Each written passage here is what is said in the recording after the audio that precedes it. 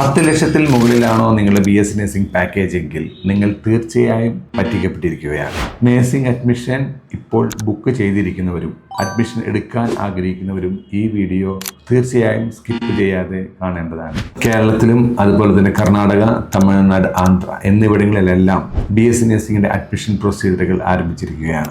കേരളത്തിൽ പ്രധാനമായും LBS, Christian management or private management അവർ നടത്തുന്ന അഡ്മിഷൻ പ്രോസസ് വഴിയും, കർണാടക കോമൺ എൻട്രൻസ് ടെസ്റ്റ് വഴിയും, ആന്ധ്ര എന്നിവിടങ്ങളിൽ നീറ്റ് ബേസും അതുപോലെ തന്നെ മാർക്ക് അടിസ്ഥാനത്തിലുമാണ് അഡ്മിഷൻ പ്രൊസീജിയറുകളെല്ലാം നടക്കുന്നത്.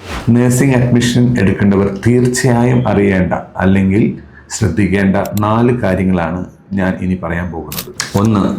നിങ്ങൾ 4 വർഷം പഠിക്കേണ്ട കോളേജും ബിൽഡിങ്ങും അതുപോലെ തന്നെ അതിനേക്കാൾ പ്രാധാന്യത്തിൽ നിങ്ങൾ താമസിക്കാൻ പോകുന്ന ഹോസ്റ്റലുകൾ നേരിട്ട് കണ്ട് ബോധ്യപ്പെടുത്തി മാത്രം അഡ്മിഷൻ എടുക്കുക.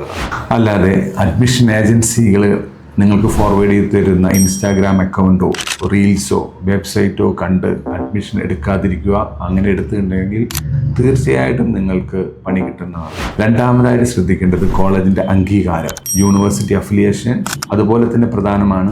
2 സ്റ്റേറ്റ് നഴ്സിംഗ് കൗൺസിലും അതുപോലെ തന്നെ ഇന്ത്യൻ നഴ്സിംഗ് കൗൺസിലിൻ്റെ അംഗീകാരം അതാത് വെബ്സൈറ്റുകളിൽ ലഭ്യമാണ്. 3. നിങ്ങൾ കോളേജ് സന്ദർശിക്കുമ്പോൾ ചെക്ക് ചെയ്യേണ്ട കാര്യങ്ങളാണ് കോളേജിൻ്റെ ഇൻഫ്രാസ്ട്രക്ചർ, ഹോസ്പിറ്റൽ ഫെസിലിറ്റീസ്, ടീച്ചിങ് സ്റ്റാഫിൻ്റെ നിലവാരം, പ്രിൻസിപ്പലിൻ്റെ നിലവാരം. ഇതെല്ലാം നിങ്ങൾ നേരിട്ട് കണ്ട് ബോധ്യപ്പെടേണ്ടതാണ്. ശരിക്കും ഒരു നല്ല കോളേജിൽ BS നഴ്സിംഗ് പഠിക്കാൻ 10 ലക്ഷം മാത്രം തുക ചെലവാക്കിയാൽ മതിയാകും. ഈ 10 ലക്ഷം എന്ന് പറയുന്നത് ഫീസ്, കോളേജിൻ്റെ ഹോസ്റ്റൽ, താമസം എല്ലാം ചെലവ് ഉൾപ്പെടെയാണ് ഈ 10 ലക്ഷം വരേണ്ടത്.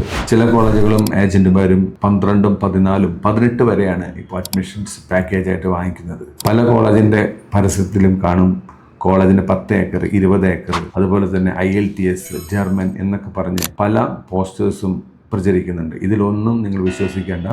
ജർമ്മൻ ആയാലും IELTS ആയാലും ഇത് പഠിച്ചു കഴിഞ്ഞാൽ ഇതിനൊരു വാലിഡിറ്റി ഉണ്ട്. ഇതെല്ലാം പഠനത്തിന് ശേഷം നിങ്ങൾ ചെയ്യേണ്ട കാര്യങ്ങളാണ്.